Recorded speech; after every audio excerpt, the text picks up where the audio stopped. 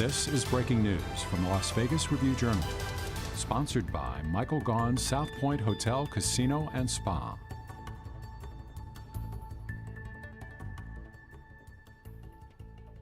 Good afternoon, everyone. I'm Jen Ah, coming to you live from the Review-Journal studio. We're getting ready to take you to a live press conference on legislation that's meant to protect consumers who install solar power systems. That legislation is Senate Bill 303, meant to strengthen consumer protections when they get solar panels installed in their homes. And it bars anyone without a license from installing solar energy systems. It also offers guidance to the public about how to avoid getting scammed. Governor Steve Sisolak signed the bill into law in May, and it's set to go into effect on October 1st. Now, solar energy is a growing industry here in the Silver State, and Nevada is one of 5 states that get more than 10% of their electricity from the sun.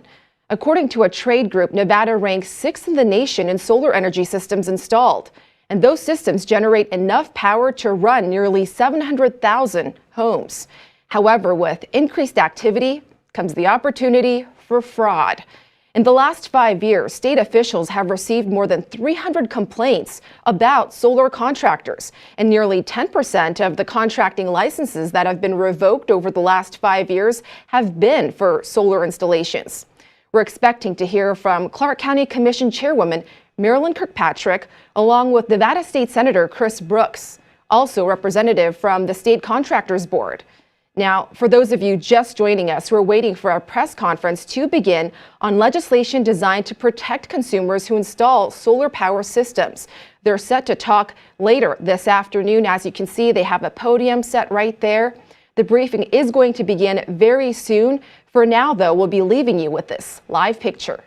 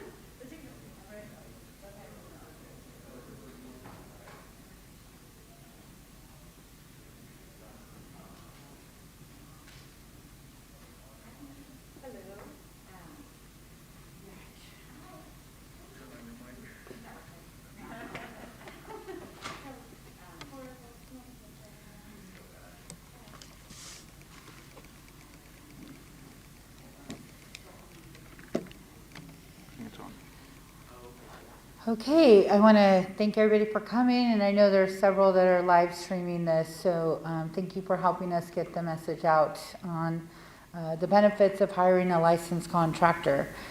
So recently I've had a lot of calls in my district, people that are asking questions about their pools, who to hire, if they should have a business license. We've been getting calls for solar. What do they look for? And Senator Chris Brooks will be here today to discuss that because he passed some legislation.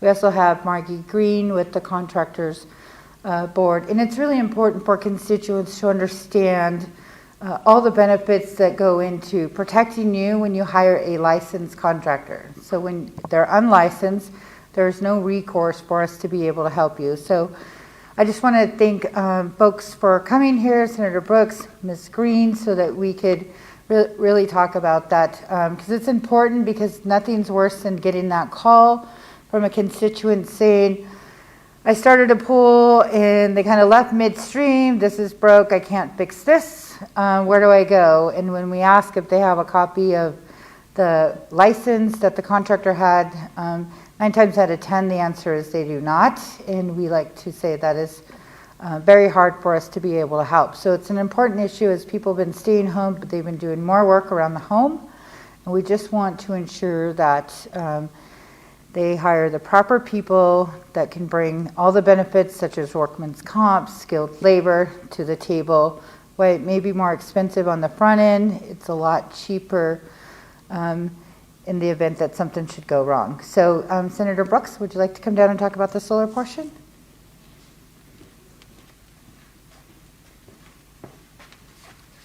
Thank you, Chair Kirkpatrick. My name's Chris Brooks, and I'm a senator here in Nevada representing Senate District 3 in the heart of Las Vegas.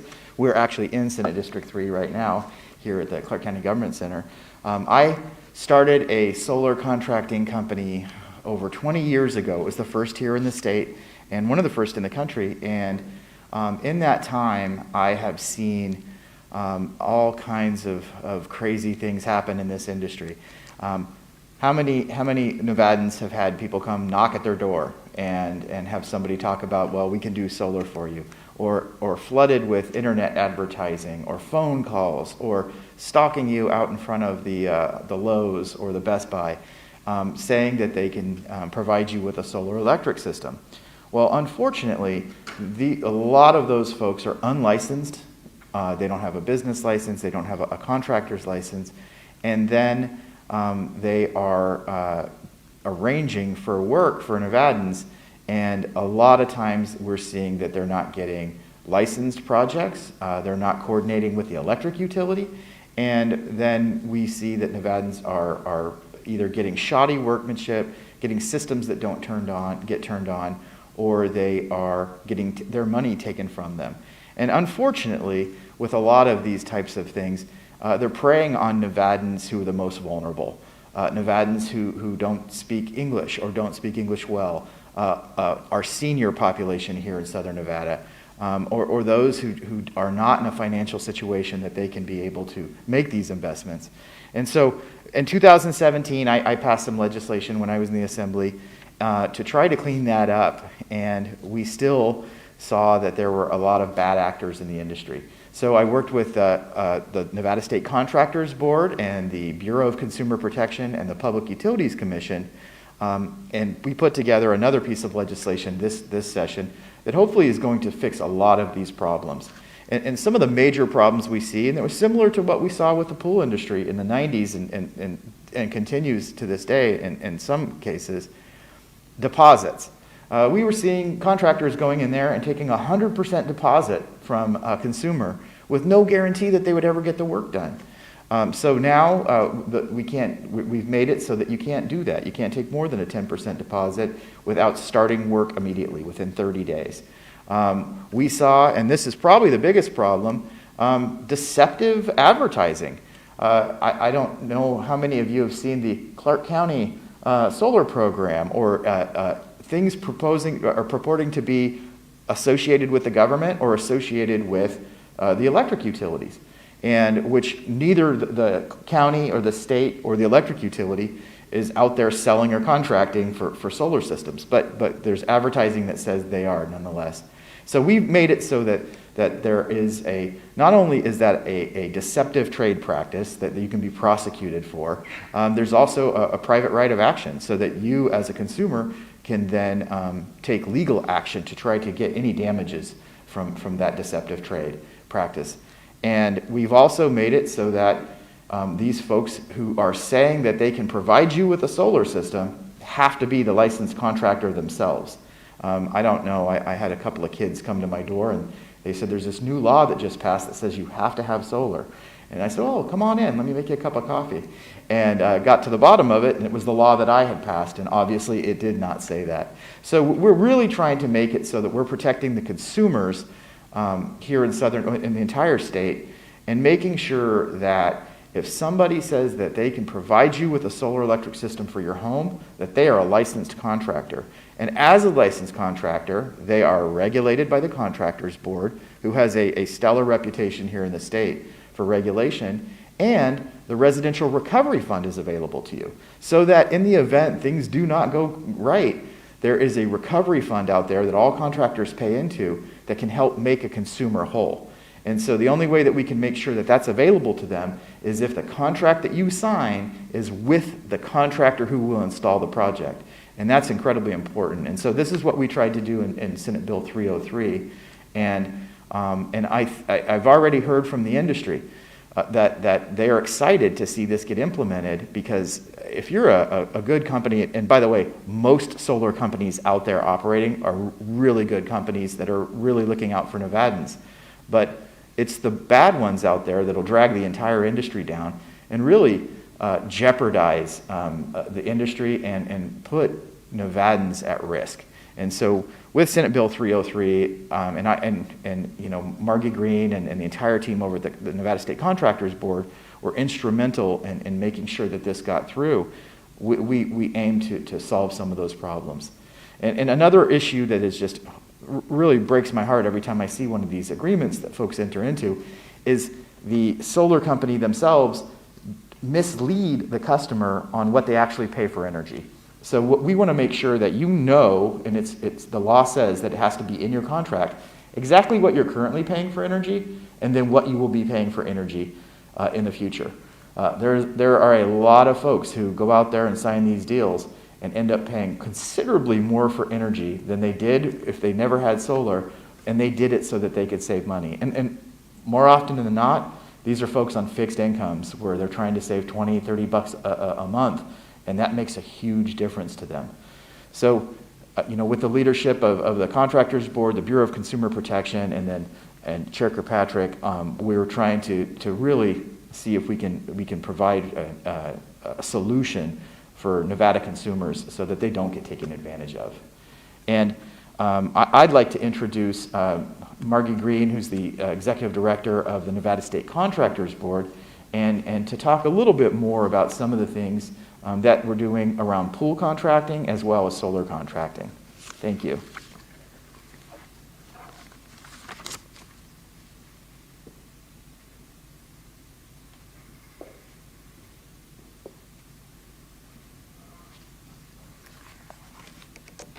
Good afternoon. Thank you, Chair Kirkpatrick and Senator Brooks, for having us today. As mentioned, I'm Margie Green. I'm the Executive Officer of the State Contractors Board. We license and regulate approximately 17,000 contractors in Nevada. Again, as the Chair highlighted in her remarks, unlicensed contracting activities pose serious risks to the health, safety, and welfare of the public, as well as the integrity of the industry. The pandemic has resulted in more people working from home, increasing the demand for residential construction, remodels, and repair work. This added financial stress with many families are experiencing also makes them vulnerable to predatory tactics by unlicensed contractors. Unfortunately, unlicensed contractors have not proven their knowledge or experience in the construction trade and are unlikely to carry workers' comp insurance, which may leave the homeowner in a position to be liable if they get injured on the job. If workmanship arises and you've hired an unlicensed contractor, the only remedy may be through civil litigation. which can be a costly and time-consuming process. To keep from falling victim to home repair scams, the board encourages contractors and consumers alike to be alert for red flags like demands for upfront payments, high-pressured sales tactics, or failure to provide a written contract or bid. Our message today is to only hire licensed contractors. Some of the key tips that we share with the public are to get multiple bids from licensed contractors, verify each contractor's license on the board's website, request a written contract and read through the terms carefully, do not make large down payments, save all your receipts and project documentation, and lastly, always contact or file a complaint with the contractors board if you're unable to resolve the issues with your contractor. By hiring a licensed contractor, you are afforded 4 years to file a complaint with the board to have those concerns investigated, and you could be eligible for financial assistance from the board's residential recovery fund. It's through the complaint process that we're able to identify trends and customize our efforts to resolve issues concerning public protection. In the late 1990s, the board began to experience an uptick in complaints related to the construction of residential pools and spas. Many projects were left abandoned after consumers had paid large down payments with little or no work performed. The Nevada legislature enacted laws and regulations for residential pool and spa contractors, which provided additional protections for consumers and significantly reduced the number of complaints. In recent years, similar concerns were noticed in the residential solar industry regarding misleading sales practices, unrealized energy savings, financing and down payment practices, abandoned projects, and workmanship issues. We worked with Senator Brooks closely on Senate Bill 303 to standardize practices within the residential solar industry and are confident that these changes will help reduce consumer complaints while encouraging contractors to be more diligent in how they conduct business. Again, the similarities that we saw with the pool industry and the solar industry are parallel. So we're hoping that with Senate Bill 303 that also we afford consumers more protection and that, again, we can make the industry have the integrity that it so much deserves. I invite the public to visit the board's website or call our office with any questions at any time. Our online resources can also help provide guidance in the hiring of contractors and avoiding home repair scams. Thank you so much for attending the media event today, and thank you for hosting us today. We really appreciate it, and we're happy to answer any questions anyone may have.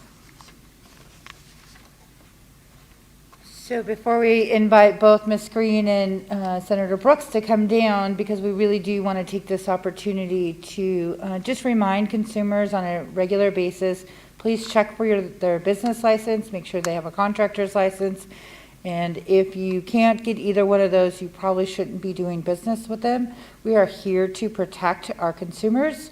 I would also tell you there's a lot of new people moving to our valley, so we want to make them aware. At Clark County, we really work to ensure that the consumers are protected, and our building department works with our business licensing. And I'm fortunate to have worked with both Senator Brooks and Margie Green many years in the legislature and now in our roles today to ensure that consumers are protected. So if you have any questions, I'll invite them down and we can answer them for you.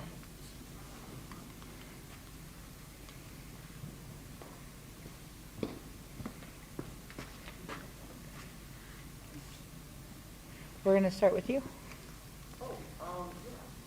there a certain group that is being targeted by these scams, certain demographics, people, like you said, newcomers to town, the elderly? Who should know that they're being targeted? Go ahead.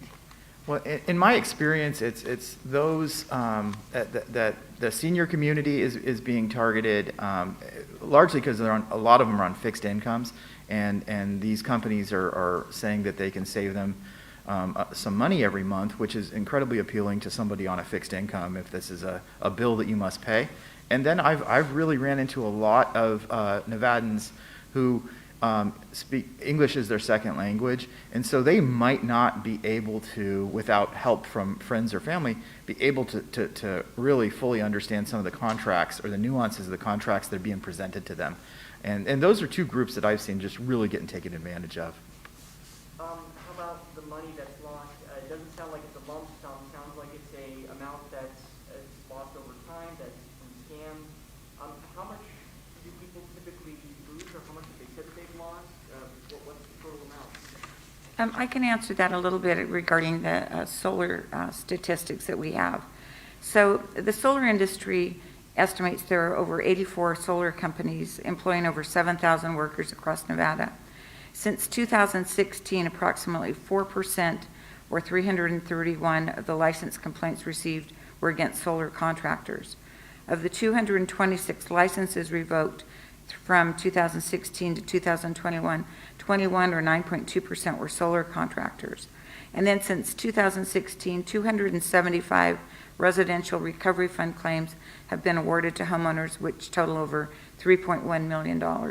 The residential recovery fund can pay a maximum of $40,000 per homeowner per claim.